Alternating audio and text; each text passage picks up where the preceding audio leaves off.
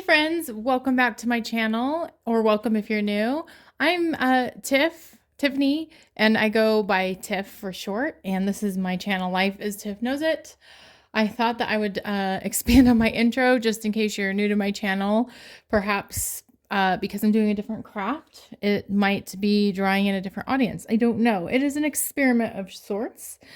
I am still going to call this a WIP in chat because this is a work in progress of me chatting. And today I am working on creating a placeholder, a placemat. Sorry, I was thinking pot holder and placemat, combined the words.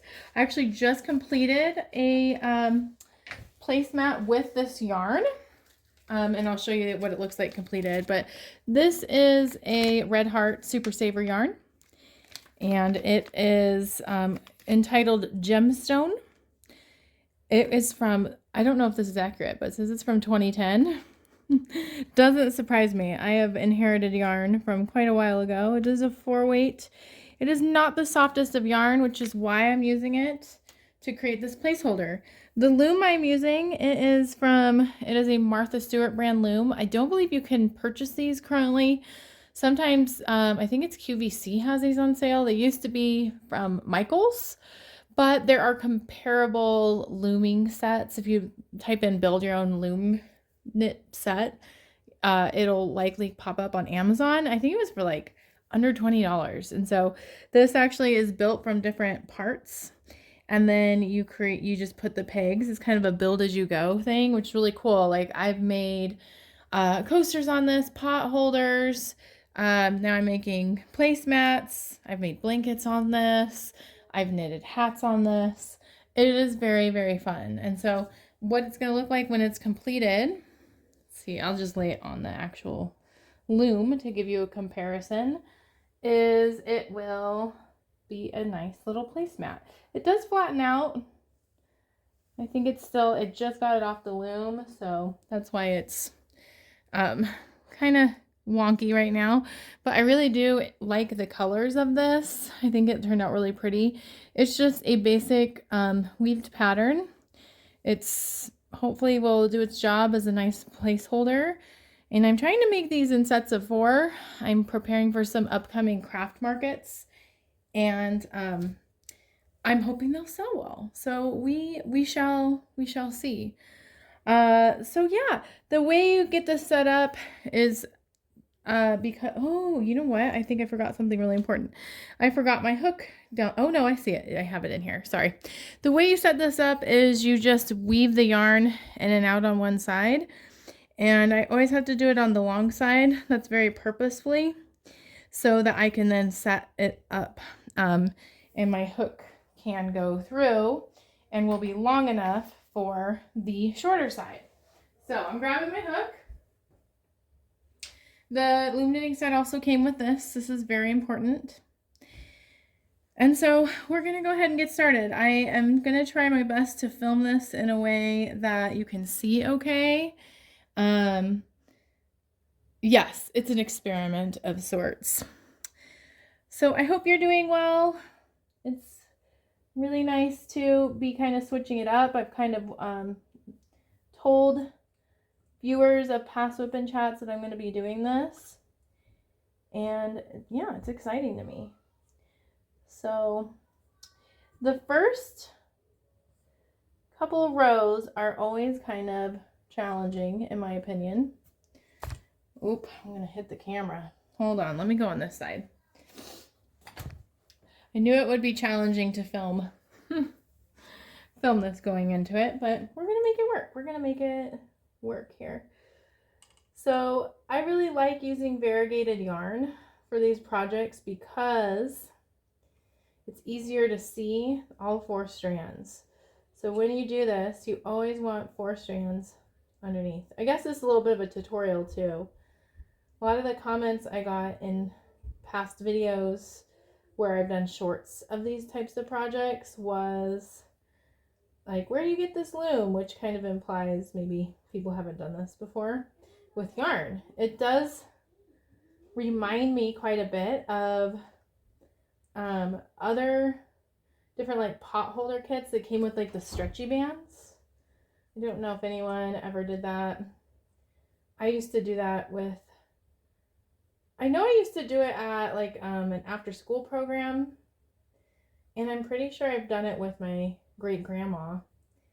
That's kind of what I was going to kind of talk about today, because I think this is such a nostalgic type of project for people. I was going to talk about like my crafting story and how it came to be that I'm doing these types of projects again. I think a lot of times in life I find that things come full circle, which is kind of cool. This particular, it's hard to set this up at first because the wide part of the hook is kind of having a hard time going through the pegs. So, and I think I'm going to try to sit down as I work on this.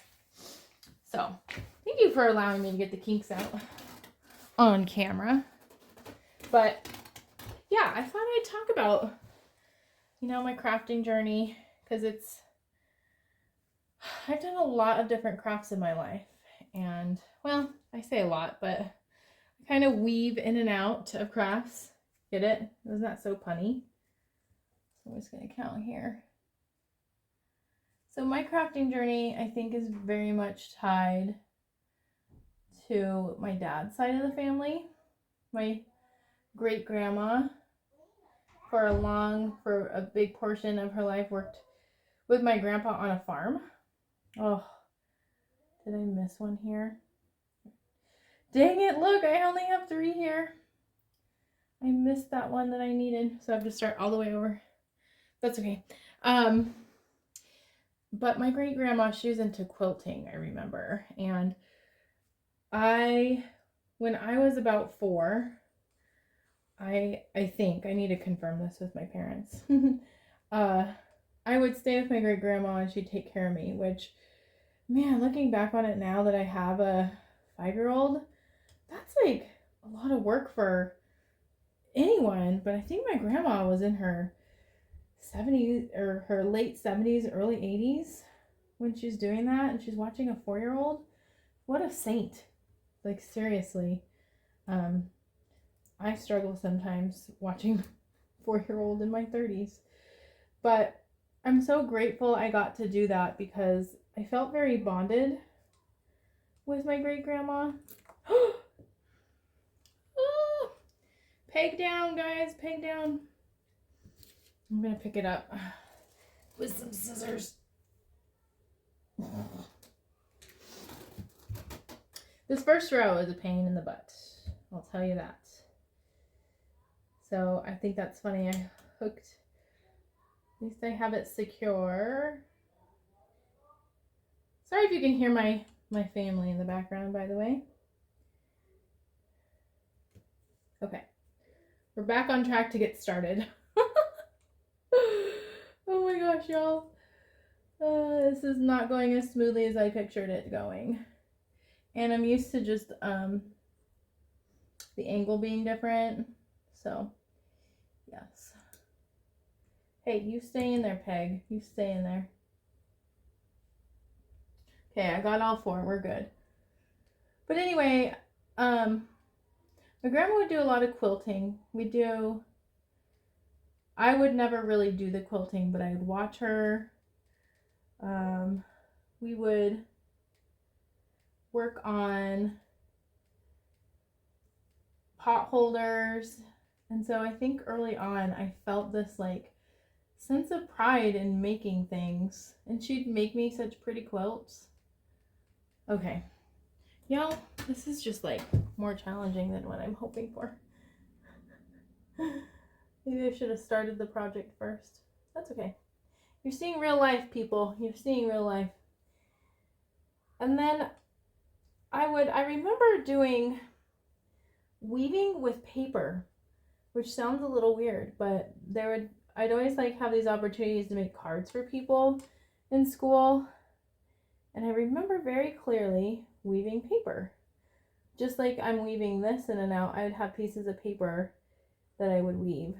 I would cut it into strips, and then weave it. So it's kind of cool. And then I used to also do bracelets where I would make basically reverse knot bracelets. And for a while I'd do the beading, like do some beads with bracelets. I always wanted to, I don't know, I was always intrigued with like making things that I wanted people to buy. And things really have not changed so far with that. They did for a little bit when well, I'll just keep telling you my story. So after besides school-based things, I never was into drawing. I kind of liked yarn just to like I said, create bracelets. I really got into yarn in my early 20s, mid 20s, when I worked overnight shifts in a residential treatment facility. And I had never heard of something called loom knitting. And boy, did it change my life, I'll tell you what. Loom knitting, oh my gosh, why is that messed up, y'all? I don't know what's going on. Loom knitting just changed everything for me, though. It was just like so therapeutic for me. And the reason I learned about loom knitting was a bunch of angry boys were kind of fighting one day. And well, they'd fight all the time. And then I remember coming in and they all were just like in unison and harmony and getting along with each other. It was the weirdest thing. It was so strange to like see that happen. Okay, got 4 there. And so I think I asked a staff member originally to help teach me, like, how do you do this? How do you do this craft? I'm intrigued by it. And I found my error. So I did not catch on right away. I needed help. And these kids were really gracious and they helped me learn how to loom knit. So I found that to be very cool. And I feel like the rest is kind of history. Like and then I needed like to fill my time anyway. So with overnight shifts, I would bring a loom and I'd knit hats, and then I created an Etsy shop. And my Etsy shop in like 2014, that's about this time that this all happened, was, I would say, relatively successful. Etsy wasn't super saturated at the time. I would also make jewelry, which I have lost my passion for. I would make jewelry and it was lovely. It all worked. 1, 2, 3, 4, 1, 2, 3, 4. I think I got 4 on each one. Woo! First row in the first 20 minutes. Yay! So, yeah, I mean, that's the story where my passion for yarn originated. The loom knitting thing lasted a long time that I was pretty obsessed with. Hold on, I gotta get my other skein yarn.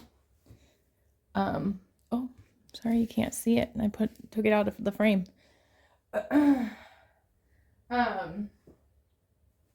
So my biggest loom knitting hat, and I've done a YouTube short of it, is the Jane hat. And that's from the show Firefly, which is a very good show if you've never seen it. You're interested in space cowboys. So it's so funny. This yarn feels so much softer than the other yarn. I'm kind of like bummed to use it on this particular skein, but that's okay. So sorry, I feel very scattered because I'm used to just diamond painting, and diamond painting is just a little bit more mindless. So my brain is going a million miles a minute trying to communicate and do my craft right, but you'll forgive me, I know it, right? So, I think the thing that kind of got me less interested in loom knitting had to do with just like people's feedback. Sometimes people can be rude, and there are some projects I tried to recreate. Like, people would request, can you make this certain thing? And I should have just said, no, I don't want to make that. Like, I think it's really important to find that balance of making things that bring you joy and that people like as well. And I think that there's a lot of that stuff out there, I have a unique problem. There's a lot of opportunities out there for that to occur. Like, there's a medium. The problem I had is my tripod has this bar right below here, and I could not get my hook through. Oh my gosh, first world problems. So I'll figure out a different setup. In fact, I might switch my setup because this is difficult. Yeah, let me try another experiment. Okay, y'all. I don't know. This isn't the best setup, but I figured I might as well just have a setup where I can actually do the craft.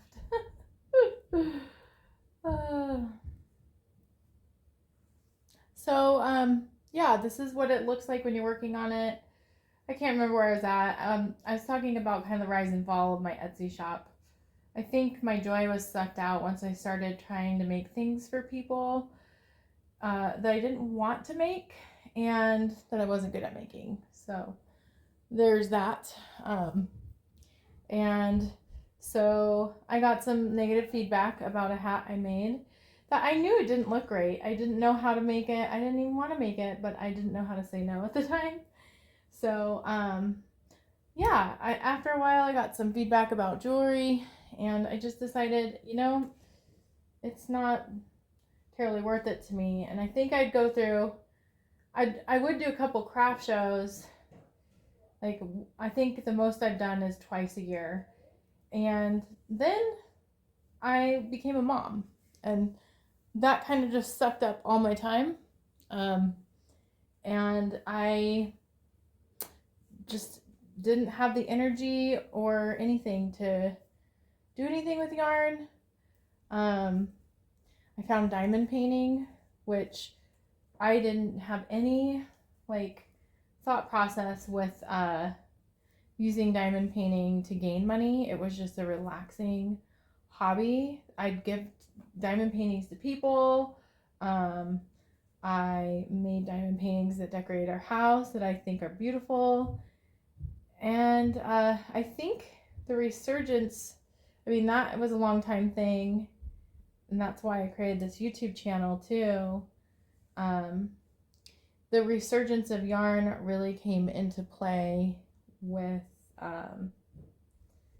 the knitting machine, and the fact that I had inherited so much yarn. Like, these are boxes of yarn right here by me where the diamond painting is stacked. And so it re-sparked my interest in doing craft shows, and I love to weave as well. So I kind of get like that homemade itch, scratched by weaving. And I think that these are really pretty. I don't know. I really like the things that I make. And so when I did a craft show a couple weekends ago, I didn't sell anything at the craft show, but it was more so, it had to do with the foot traffic. There wasn't really many people, but I did get a lot of compliments, like, it's nostalgic, like, oh, I used to make this with my grandparents, or I used to make this with my kids. And so I find that to be really, I don't know, exciting, and when people compliment things that I make. So I really want 2023 or 2023, wow, 2024 to be the year that I get really into craft shows and get my feet wet, make a little bit of a profit, uh, and I want to spend like all summer making things, uh, and diamond painting. Like I want to do it all. I want to do it all. And so this is my spring break, and spring break to me represents so many things. Like I started my YouTube channel 2 years ago. Well, like consistently. Like I made one random breastfeeding video, and then I didn't get back on YouTube for like a year and a half. But I started YouTube consistently on spring break, and I feel that spring break represents change for me. And I'm really excited. Like I'm filming this video that I never would have filmed. The angle's not great, but hopefully you're seeing what I'm making. My hair is crazy right now. Trying to stay out of the frame so you can't see me. But I don't know. Like I'm excited for change. I really want to create products and things that people like and people buy and that are, that I don't know, that sounds just really exciting to me. And I would love for this year to be the year that like on YouTube I don't think I'm gonna hit 1,000, but I do have a good growth spurt right now. Like I want to keep going with YouTube. I'm changing a little bit what I'm doing, obviously, and hopefully that's okay. Like I want to get views, and I want to do things that I like, and I want to be genuine to myself. So these types, I'm envisioning, if I can figure out a good setup, these types of WIP and chats will be happening every other week. It's also St. Patrick's Day, and St. Patrick's Day is one of my favorite holidays. I don't know, I'm like a little bit Irish. I'm not even fully Irish, but I don't know. It just, there's this quote I saw, and let me read it. It says, St. Patrick's Day is an enchanted time, a day to begin transforming winter's dreams into summer's magic. And I love that. I love that. Like, we just had a huge snow day, and then the snow is melting pretty rapidly, and underneath the snow is all of these leaves popping up. Like, it is spring, and that's just so exciting to me. Springtime just represents so much joy. We're kind of drawing closer to the end of the school year, which I'm excited for because I love summer, and I just want to be able to spend more time, number one, with my daughter, and number two, crafting and doing things like this that bring me joy.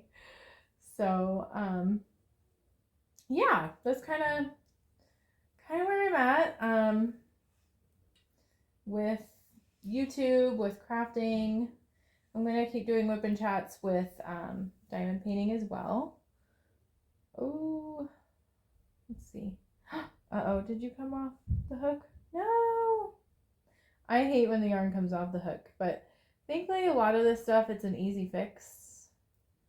It's an easy fix. It's all good. What else was I going to talk about? Some other spring break plans I have is we are having our cabinets painted, our kitchen cabinets. So it's really going to be just staying out of the way of the painters. And especially with a 5-year-old, it would make sense. We're going to go out and do a lot of things, I would love a balance of maybe in the mornings and the evenings, I work on crafting to get my stock up. I'm going to hopefully be doing a craft show in the beginning of April. So if I had a lot of items ready to go, that would be great. And so I'd love to have this balance of doing things with my daughter, We're going to go swimming. We're going to Estes Park, which is a mountain town with my parents. We're going to go to a bounce house, those types of things. So I'm excited for spring break, and I'm excited for what's coming up. I think there's always room to improve, so thank you for watching this video as I'm trying to like manage how best to film this type of video. I am staring at my room. I'm in my bedroom right now, and usually I'm facing the other way. And wow, I have so much laundry piled up. I think I'm gonna, after this, I'm gonna see if I can clean this room up because it's a hot mess express. But laundry is my least favorite chore to do. I think I've talked about that, putting it away. So yeah, one update, if you followed my channel before, is sometimes I struggle with being motivated to exercise, and I've been exercising quite a bit. I have an Oculus, which used to give me headaches when I used it, but I got this new strap, headset strap, and it's helped so much. So I've been working out every day with a coworker, and so I'm feeling energized. I definitely could be eating better, like eating healthier, but I'm working on that. Got our taxes done, so that feels good to get taxes done. Yeah, things are on the up and up. Things are on the up and up. Isn't this looking really pretty? I just love how it looks. I love the yarn color of this.